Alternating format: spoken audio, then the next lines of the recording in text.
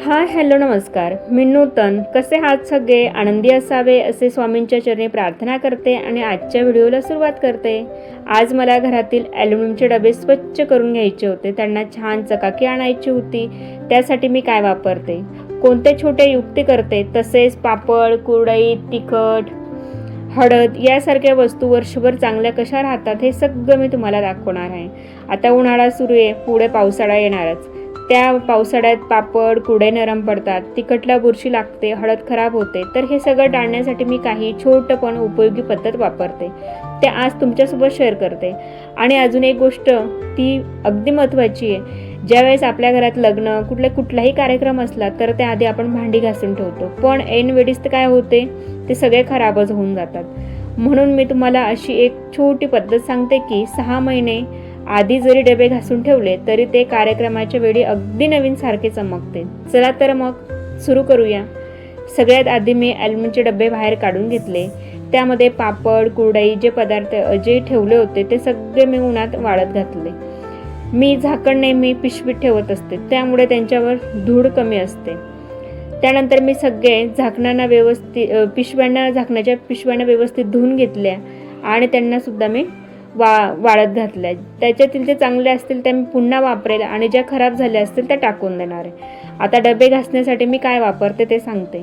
मी ॲल्युमिनियमचे डबे घासण्यासाठी संतूर साबण वापरते, कारण संतूर साबणाने डब्याचा काळपटपणा, खूप काळपट असतील तेही निघून जातात आणि डब्याला सुंदर चकाकी येत असते. तसंच माझ्याकडे ज्यावेळेस पाहुणे येतात आपण त्यांना नवीन साबण काढून देत असतो, मग बऱ्याचदा ते साबण अर्धवट राहतात. मग हे साबण घरात खूप जमा होते.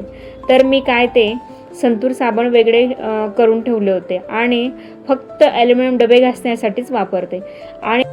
आणि बाकीचे काही डेटॉल वगैरे साबण आहेत ते मी वॉशरूमच्या फ्लॅश टाकीत टाकून देते, म्हणजे त्यांचाही वापर होतो, ते इकडे तिकडे काही फेकले जात नाही आणि टॉयलेटमध्ये सुगंधसुद्धा असतो. संतूर साबणाने डबे घासून झाल्यानंतर मी ते स्वच्छ पाण्याने धुवून घेतले आणि मग भांडी धुण्याचं साबण लिक्विड लावते. त्यामध्ये डबे अजून चमकदार दिसतात. आता तुम्ही बघू शकतात किती सुंदर चकाकी आली आहे डब्यांना, अगदी नवीन डब्यासारखे दिसत आहेत. तर असेच मी सगळे डबे घासून घेतले आणि स्वच्छ पुसून घेतले. त्यानंतर त्यांना मी उन्हात कोरडे करायला ठेवून दिले. तसेच झाकणसुद्धा जरी मी कागदात ठेवले होते तर तेही मी पाण्याने धुवून घेतले. त्यांना जास्त धूळ बसलेली नव्हती, कारण की ते पिशवीतच होते, म्हणून त्या पिशवीवरच सगळी धूळ बसलेली होती. मग ते पिशव्या सहज साफ केल्या की ते झाकणांना एवढा वेळ लागत नाही. अशा पद्धतीने मी सगळे डबे झाकणे कोरडे करून पुसून घेतले आणि उन्हात वाळत टाकून दिले. ज्यावेळेस आपण उन्हातनं कोरडे झाल्यानंतर बघतो ना, तर इतके सुंदर आणि चमकतात ना, तर अगदी नवे डबे आहेत की जुने हेच आपल्या लक्षात येत नाही. अगदी चमक आल्यासारखे असतात, बघू शकतात तुम्ही.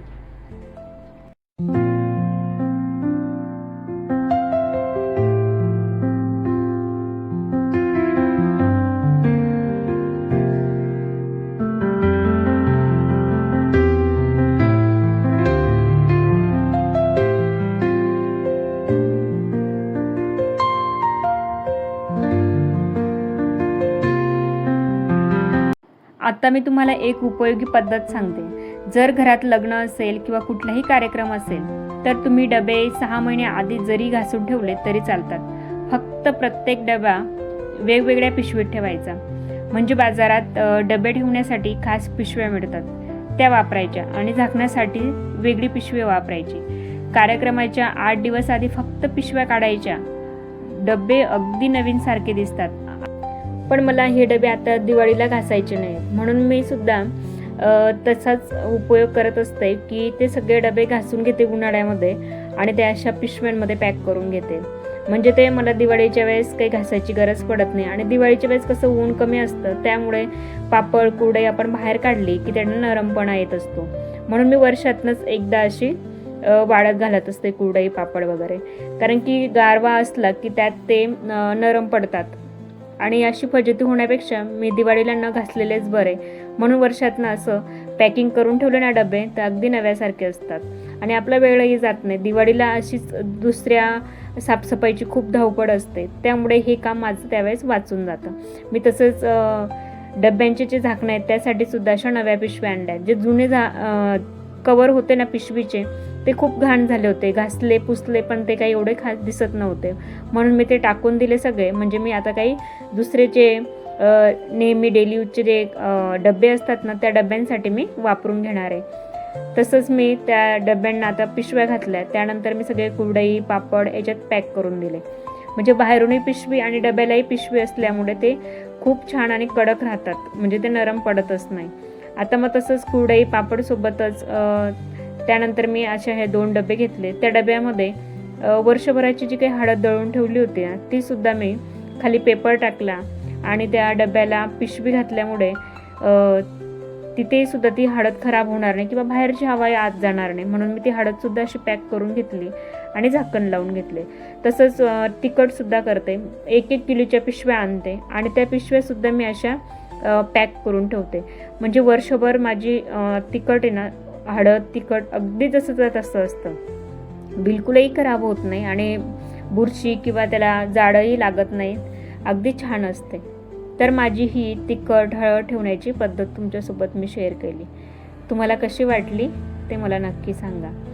असं सगळं पॅक करून घेतलं आणि मग मी तुम्हाला अजून एक छोटी पण उपयोगी कल्पना सांगते. आपण डबे ठेवतो ते पडदीवर ठेवतो कुठल्या कपाटात. आता मी पडदीवर ठेवते म्हणून मी तुम्हाला सांगते. तर जी मागची जागा असते ना ती रिकामीच राहते, तर मग ती जागा रांगोळीचे डबे ठेवण्यासाठी वापरते.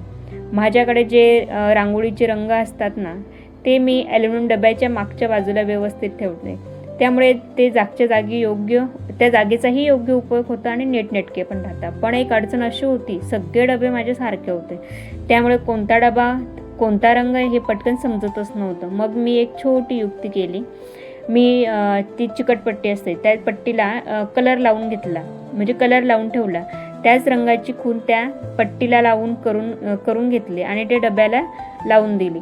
आता मला लगेच समजतं की कोणत्या डब्यात कोणता रंग ठेवला आहे, वेळही वाचतो आणि शोधाशोधही होत नाही. मग मी ही सगळे रंगाचे डबे व्यवस्थित लावून दिले आणि आता ती पडदीची जागा स्वच्छ पुसून घेतली आणि सगळं साफ करून घेतली. त्यानंतर पुढे मी ॲल्युमिनियमचे डबे आणि मागे रंगाचे डबे असे व्यवस्थित ठेवून दिले. आता तुम्ही बघू शकतात सगळे डबे किती सुंदर चमकत आहेत ते आणि सगळं किती नीटनेटकं दिसतंय. तर तुम्हाला माझी ॲल्युमिनियम डबे स्वच्छ करण्याची साठवण्याची पद्धत कशी वाटली ते नक्की कळवा. आता तुम्हाला माझा हा व्हिडिओ आवडला असेल तर व्हिडिओला लाईक करा, शेअर करा आणि चॅनलला नक्की सबस्क्राईब करा. तोपर्यंत सगळ्यांना बाय बाय. पुन्हा भेटूया अशाच नवीन व्हिडिओसोबत.